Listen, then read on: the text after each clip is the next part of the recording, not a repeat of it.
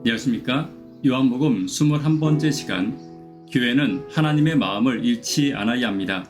교회는 하나님의 마음을 잃지 않아야 합니다. 라는 제목으로 하나님 말씀 증거하도록 하겠습니다. 본문의 말씀 요한복음 2장 12절부터 있는 말씀 함께 읽습니다. 그 후에 예수께서 그 어머니와 형제들과 제자들과 함께 가버나움으로 내려가셨으나 거기에 여러 날 계시지 아니하시니라. 유대인의 유월절이 가까운지라 예수께서 예루살렘으로 올라가셨더니 성전 안에서 소와 양과 비둘기 파는 사람들과 돈 바꾸는 사람들이 앉아 있는 것을 보시고 노끈으로 채찍을 만드사 양이나 소를 다 성전에서 내쫓으시고 돈 바꾸는 사람들의 돈을 쏟으시며 상을 엎으시고. 예수님의 유년기의 고향은 나사렛이었습니다. 그러나 예수님과 모친 마리아와 그의 형제들 그리고 제자들까지 갈릴리 호수 근처의 가버나움으로 내려갔다는 것은 지금 예수님의 가족과 제자들의 주된 생활과 사역의 중심지가 가버나움으로 옮겨졌음을 우리는 알 수 있습니다. 그리고 후에 예수님은 유대인의 명절인 유월절을 지키기 위해 예루살렘으로 여행하시게 됩니다.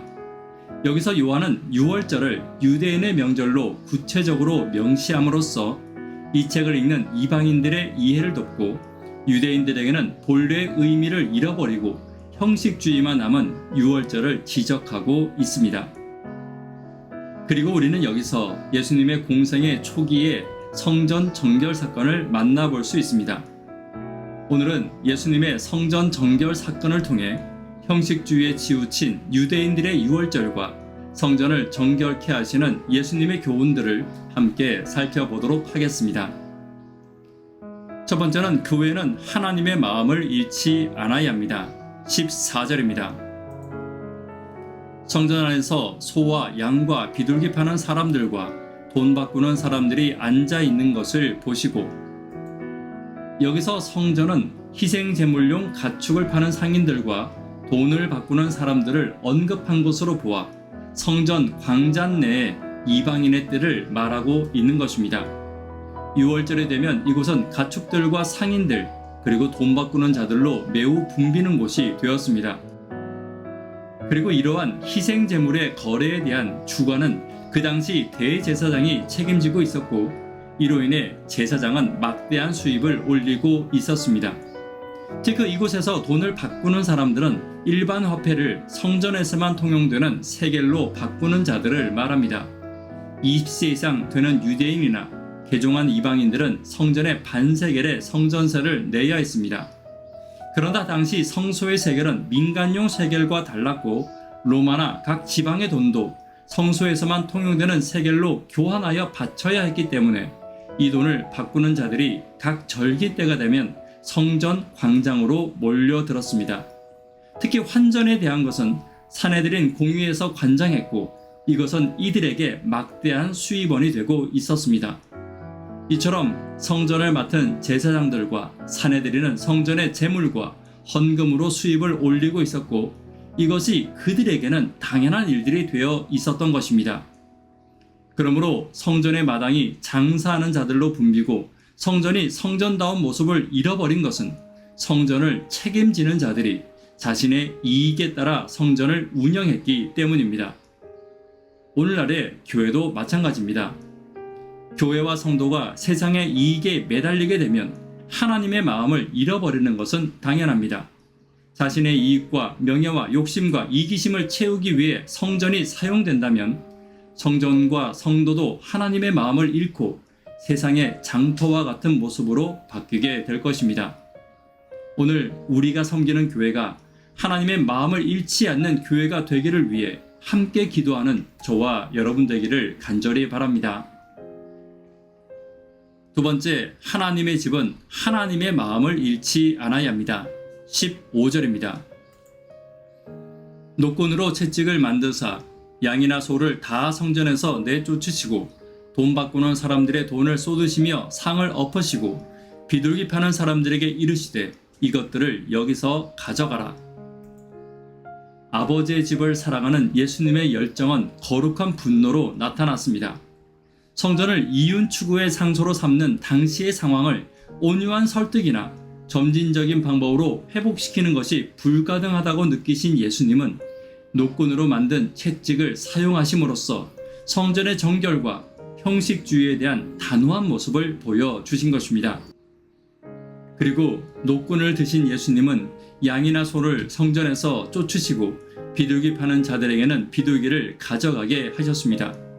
또한 돈 바꾸는 자들의 돈을 쏟으시고 그들의 상을 엎으심으로써 비록 그분은 온유와 긍휼의 품성을 지녔지만 성전에 대한 그분의 사랑은 원칙과 함께함을 보여주신 것입니다. 그러나 그분은 성전이 마땅히 드러내야 할 하나님의 사랑을 이 과정에서도 잃어버리지 않으셨습니다. 비록 장사치들이 자신의 이익을 위해 그곳에 앉아 있었지만 어쩌면 그들이 성전 마당을 더럽힌 잘못은 그들에게만 있는 것이 아니었습니다. 예수님은 장사하는 자들을 내쫓으시되 그들의 육신을 상처 입히지 않는 노건을 사용하시고 그들의 소유도 지켜주셨습니다. 발달린 짐승들은 내쫓으셨으나 주인이 그 짐승들을 잃어버리지 않게 했으며 비둘기와 같이 날개 달린 짐승들은 그 주인의 손으로 들고 나가게 하셨습니다. 그리고 돈 바꾸는 자들의 상은 엎어졌으나 망가지지 않도록 하셨고 그들의 돈은 그들 발 아래 바닥에 쏟아 그들의 소유를 잃어버리지 않도록 하신 것입니다. 이와 같이 예수님은 그들을 징계하시되 세상의 연약한 자들에 대한 배려도 명확히 하신 것입니다. 다시 말해 그분은 하나님의 집의 마음을 잃어버리지 않으셨습니다. 지금도 마찬가지입니다. 우리가 섬기는 교회도 어떤 일이든지 교회는 하나님의 마음을 잃어버려서는 안 됩니다. 어떤 일을 결정하든지 징계하든지 거절하든지 간에 하나님의 마음을 잃지 않는 교회와 성도가 되기를 간절히 바랍니다. 세 번째, 하나님의 집은 하나님을 만나는 곳이 되어야 합니다. 16절입니다. 내 아버지의 집으로 장사하는 집을 만들지 말라 하시니.